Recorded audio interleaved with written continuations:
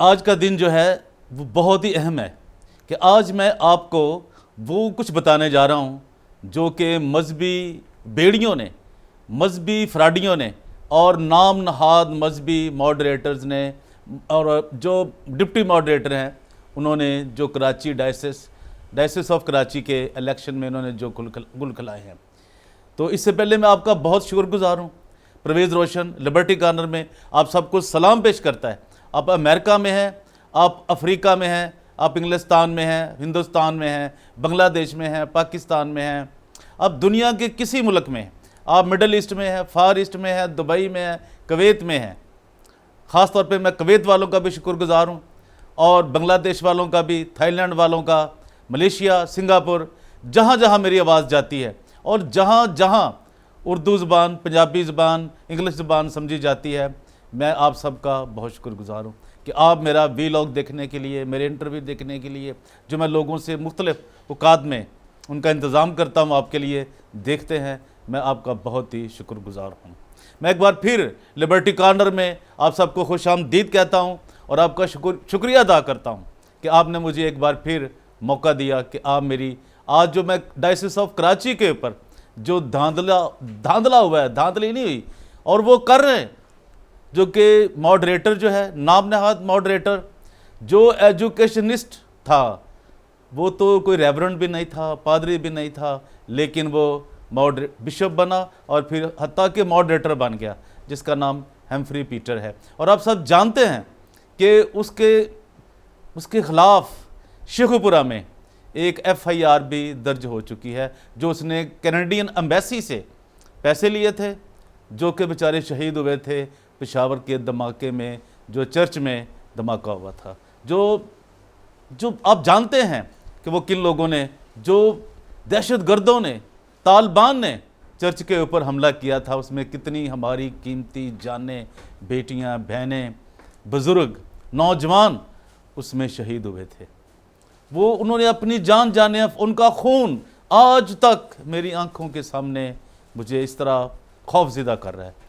और उनके पैसे भी वो बिशप हेम्फ्री पीटर ने, कनेडियन एम्बेसी ने जो उनको दिए थे उनकी मदद के लिए, वो हड़प कर गया। उसका पेड़ देखें आप, और वो किस लेवल पे जाकर ये करप्शन लोग करते हैं, तो हैरत होती है। आप तो आगे चल के देखें कि जो कराची में 30 अप्रैल को 2021 को जो कुछ हुआ, आप ज़रा उससे जानकारी, उससे वाकफियत हासिल करें, अपने वसाइल से समझें, अपनी इंफॉर्मेशन हासिल करें कि वहाँ पर इन्होंने क्या गुल खिलाए हैं। जब अवारी होटल के अंदर कराची में इन्होंने रात को एक इज्तिमा किया, 2 दिन 3 दिन ये पहले लोग पहुँच गए और 5 और 2 के मुकाबले में इन्होंने वो सारा खेल खेला। और उस रात अवारी होटल में जो कुछ होता रहा वो नाकाबिले बयां है, वो नाकाबिले फरामोश है। वो पूरी diocese of Karachi, church of Pakistan और पूरी दुनिया के मसीहों के मुंह पर एक तमांचा है। इन्होंने जो वहाँ पे हेरा फेरी की, जो इन्होंने चक्कर चलाया, वो नाकाबिले बर्दाश्त और नाकाबिले बयां है। आपको याद होगा कि इन्होंने दिसंबर में भी यही एक ढोंग रचाया था इलेक्शन का, डायसिस ऑफ कराची का, और फिर वहाँ भी इन्होंने ना किसी को वोटर लिस्टें दी थी, ना एग्जेक्टिव की, ना काउंसिल की और ना सिनड की। आप ये देखिए, इनकी हट दर्मी की कोई इंतहा होती है या खीर होती है कोई, कि ये अपने लोगों को, उन कैंडिडेट्स को, उम्मीदवारों को जो डायसिस ऑफ कराची के लिए बिशप का इलेक्शन लड़ना चाहते हैं, उनके लिए इन्होंने क्या किया कि उनको वो लिस्टें ही नहीं दी, वोटर लिस्टें ही नहीं दी। कौन उस काउंसिल का मेंबर है, कौन सिनड का मेंबर है उसका, और कौन जो वहाँ पे एग्जेक्टिव वोट डालेगा, वो जो उनको कास्ट करेगा, किसी को कुछ नहीं पता। और जब उनको ये कहा गया कि जी ये क्या होगा मॉडरेटर साहब, तो उन्होंने कहा जी मैं उसी दिन बताऊंगा, उसी दिन जिस दिन इलेक्शन डे होगा, उसी दिन मैं ये सब कुछ आपको, उम्मीदवारान जो हैं वो वहाँ पे आएँ, मैं उनको ये बताऊंगा। जितने बेचारे इंग्लैंड से और हॉलैंड से वहाँ पे आए थे 2 अफराद जो रेवरेंड हैं, पास्टर हैं, वो भी खुदा के खादिम हैं, जिस तरह उनको इंसल्ट किया गया, जिस तरह उनको बेइज्जत किया गया, अब मैं नाम लूँगा तो ज़्यादा तकलीफ़ दह बात होगी।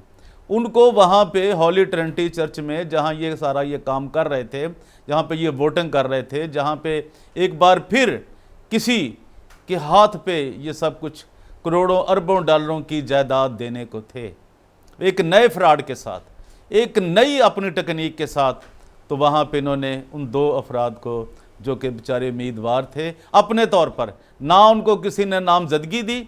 ठीक है ये बात कि उनके ऊपर ये इल्ज़ाम था कि उनके पास रेजिडेंसी तो उन्होंने दे दी, लेकिन उन्होंने मुलाजमत उनको कहीं नहीं दी, दोनों को ही।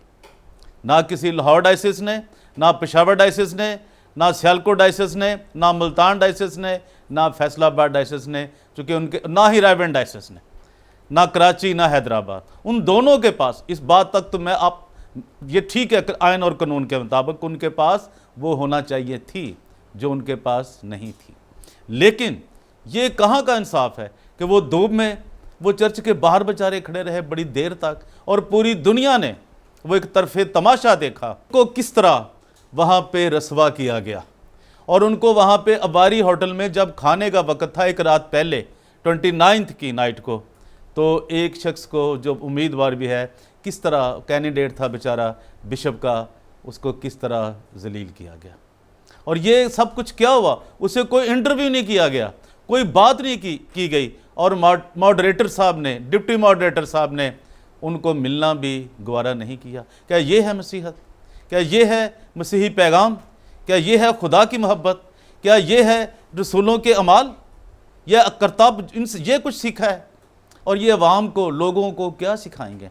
और जिस बंदे ने 2.5 करोड़ रुपया, 2 करोड़ 50 लाख एक रेवरेंड ने लगाया, और इतने ही पैसे दूसरे ने लगाए, जिनको आपस में टाई अप कर दिया गया।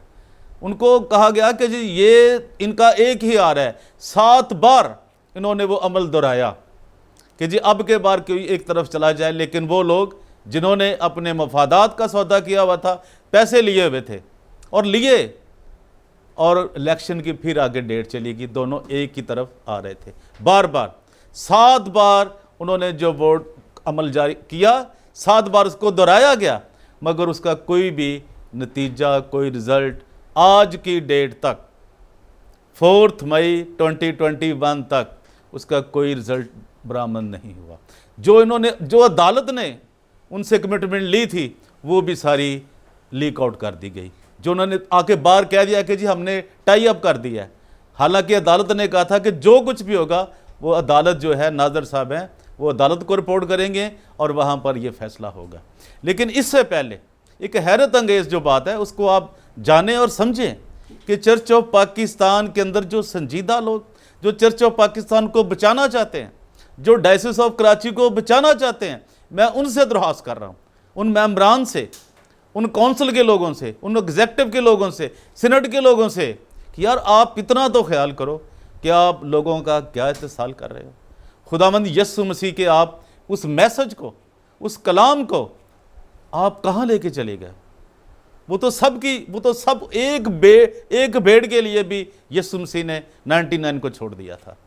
तो आपके 2 रेवरेंड जो ममसू हैं अपने अपनी टेरिटरी में, वो कहलाते हैं कि वो उन्होंने थियोलॉजी की हुई है, वो सेमिनरियाँ की हुई हैं, और उनको आपने बाहर धूप में खड़े रखा। ये क्या ये मसीहत है? क्या ये मसीही मोहब्बत है? अब इससे बढ़कर और क्या बात हो सकती कि 29 की शाम को जिस बिशप को पिछले साल से सितंबर से उसको निकाल दिया गया हुआ है, लेकिन वो अभी तक उसके जो प्रिंसेस हैं, जो उसकी प्रॉपर्टी है, वहाँ पर वो काबिज है। ना उसे अदालत निकाल सकी है, ना चर्च ऑफ पाकिस्तान, और ना ही डायसिस ऑफ कराची। वो एक मिठाई का डब्बा लेके आता है रात को ही, दिन में वो जाता है अदालत में, कि अदालत वो किसी वकील को 4 लाख रुपया उसने ऑफर किया है कि मुझे इस पे स्टे ऑर्डर ले दें, उसे स्टे ऑर्डर नहीं मिलता। और शाम को जो जोड़ तोड़ करता है, जिन्होंने निकाला हुआ उस शख्स को, और वो जो नजायज़ बैठा है सादिक डैनियल, वो मिठाई का डब्बा लेकर आता है, और सारे खुशी से बड़ा उसका इस्तकबाल कर रहे हैं, और वो मिठाइयाँ खा रहे हैं। यार क्या ये मसीहत है? क्या ये इंसानियत है? और जो दूसरा नाम नहाद बिशप है, एक ही टेरिटरी में एक बिशप को वोट मिले थे, जो कानून से, जो अदालत के थ्रू, जो ताकतवर बनकर, जो पुलिस के थ्रू जो एजेंसियों के थ्रू आकर बिशप बना रहा, और वो अलहदा बात है। और जो दूसरा बंदा एजाज अनायत, उसका बेटा अभी ज़ीशान अनायत एजाज, वो वहाँ पे काबिज होकर बैठा हुआ है।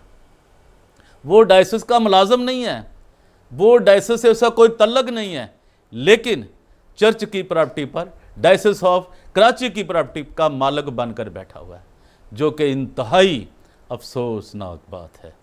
वो उसके निकलने का नाम ही नहीं ले रहे।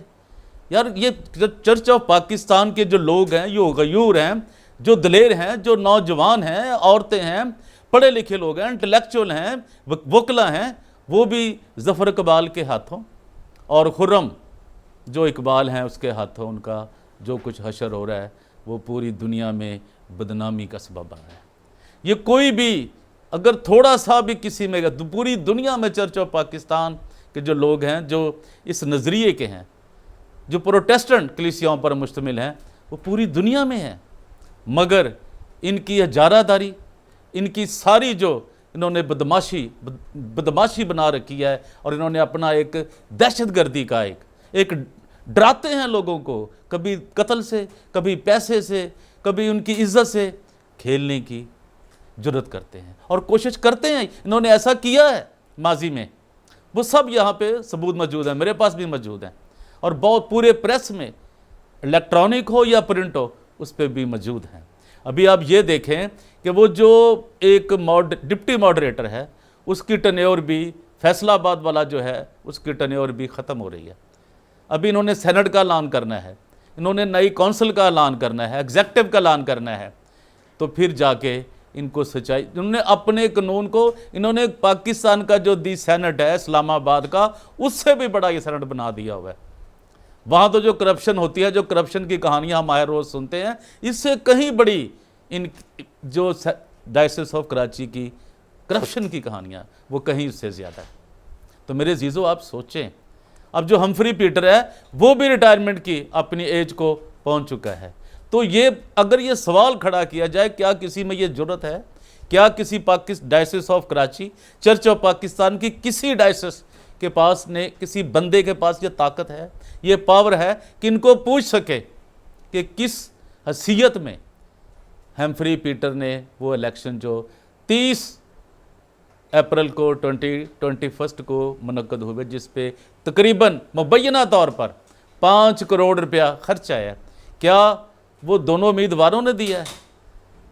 क्या सुनील पतरस ने और फ्रेडरिक जॉन ने दिया है? क्या वो डायसिस ऑफ कराची ने दिया है? क्या वो चर्च ऑफ पाकिस्तान ने खर्च किया? आप एक स्कूल की तो दीवार बनाते नहीं हैं, लेकिन आप इतनी अपनी याशियों के लिए, अपने लोगों को कंपनसेट करने के लिए इतना पैसा खर्च करते हो। क्या जो पिछले साल दिसंबर में इलेक्शन हुआ, क्या आपने उसकी कोई फाइनेंशियल स्टेटमेंट जारी की?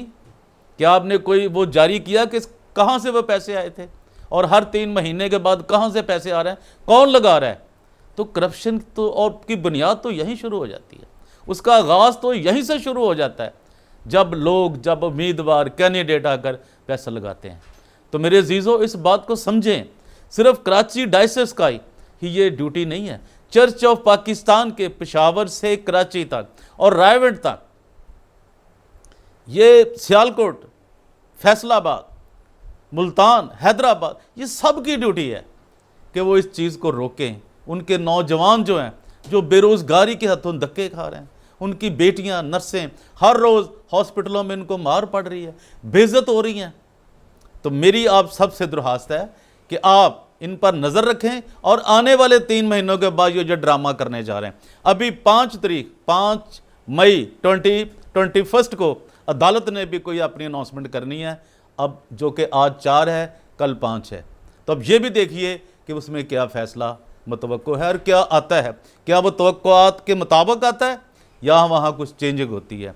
ये भी खबर है कि दोनों कैंडिडेट अपना एड़ी चोटी का जोर लगा रहे हैं कि दोनों में से सुनील पतरस या फ्रेडरिक जॉन की अनाउंसमेंट कर दी जाए, उनको मुकर्रर कर दिया जाए।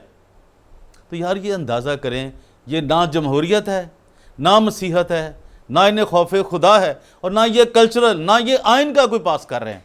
तो क्या जो पाकिस्तान के अदारे हैं, जो एहतसाब ब्यूरो हैं, जो एजेंसियां हैं, जो इंटेलिजेंस एजेंसियां हैं, क्या इनको पूछने की कोई ज़रूरत नहीं करता?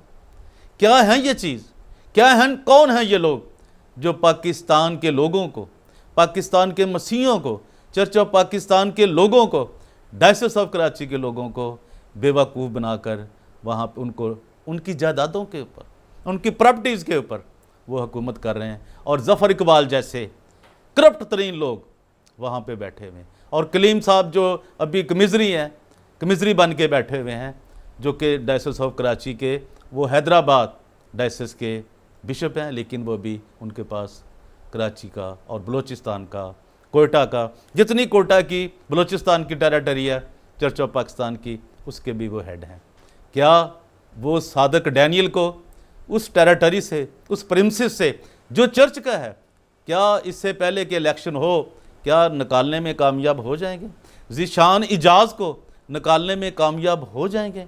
मेरी आप सबसे इस्तदा है, आप दुआ करें और जो भी आप कर सकते हैं, अगर आप लिख सकते हैं तो लिखें, अगर आप बोल सकते हैं तो बोलें, और अगर आप किसी एम्बेसी में आप इनको रिपोर्ट कर सकते हैं तो करें। और दुनिया के जो बड़े अदारे हैं, जो इंसाफ के हैं, जो ह्यूमन राइट के अदारे हैं, जो मजहबी अदारे हैं, इनकी बदमाशी वहाँ तक, इनकी करप्शन वहाँ तक ज़रूर पहुँचाएँ। लिबर्टी कॉर्नर में आप सबका बहुत शुक्रिया, और परवेज़ रोशन आपसे इजाज़त चाहता है और तवक्को करता है कि आप कराची, डायसिस ऑफ कराची के मामलात को देखेंगे, गौर करेंगे। तो अभी तक मैं आपसे ये दरख्वास्त करना एक बार फिर कर रहा हूँ कि जिन मेरे दोस्तों ने, बहनों भाइयों ने अभी तक मेरे चैनल को सब्सक्राइब नहीं किया, वो ज़रूर करें, और बेल आइकॉन का जो बटन है वो भी ज़रूर दबाएं, ताकि हर आने वाली नई मालूमात आप तक पहुंच जाए। इससे मुझे कोई फ़ायदा नहीं होता, लेकिन आप तक एक प्रॉपर इन्फॉर्मेशन पहुंच जाती है, यूट्यूब आपको भेज देता है। आप सबका हामी और नासर खुदावंदों का खुदा ही हो और सदा आपके साथ रहे। परवेज़ रोशन लिबर्टी कॉर्नर में आपसे इजाज़त चाहता है। Thank you very much.